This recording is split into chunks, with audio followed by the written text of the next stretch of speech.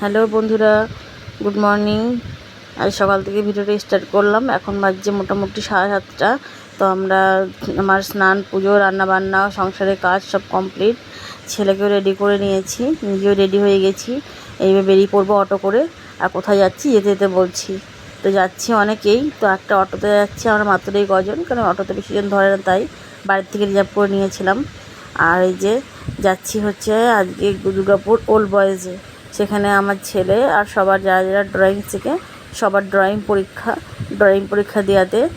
আর তো একটু আগে আগে বেরিয়েছি, 9টার থেকে পরীক্ষা ছিল, 8টার মধ্যে বেরিয়ে পড়েছি, যে আবার সিট খুঁজতে হবে।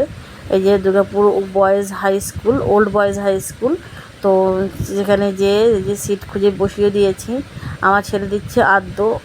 ড্রয়িংয়ের অনেকগুলো ভাগ থাকে, PP1 PP2। তো আমার ছেলে PP1 PP2 দেওয়া হয়ে গেছে, এখন দিচ্ছে আদ্য। তো এই স্যার ঢুকে গেছেন, এক্সামিনারও ঢুকে গেছেন। তো স্যার বুঝিয়ে দিলেন কোন পার্টে করতে হবে, কোন পার্টে কী করতে হবে না।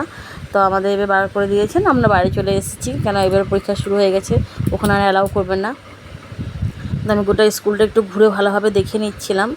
আমি আগেও গিয়েছি এখানে, কেন আমার ছেলে 2 বছর দিয়েছে। তো এই যে স্কুলের ভিতরে কিছু লিখে রেখেছে অনেক কিছুই, আমি আর সেগুলো পড়ে বললাম না।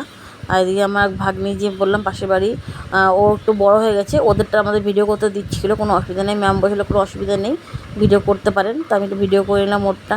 তারপরে বেরিয়ে নিয়ে সবার এত খিদে পেয়ে গেছিলো, যার ভিডিও করতে দেয়নি তাড়াতাড়ি করে অটোও চলে এসেছিলো, বেরিয়ে চলেও এসেছি বাড়িতে। এই যে বাড়ি এসে খেতে বসে গেছি, খুব খিদে পেয়ে গেছিলো।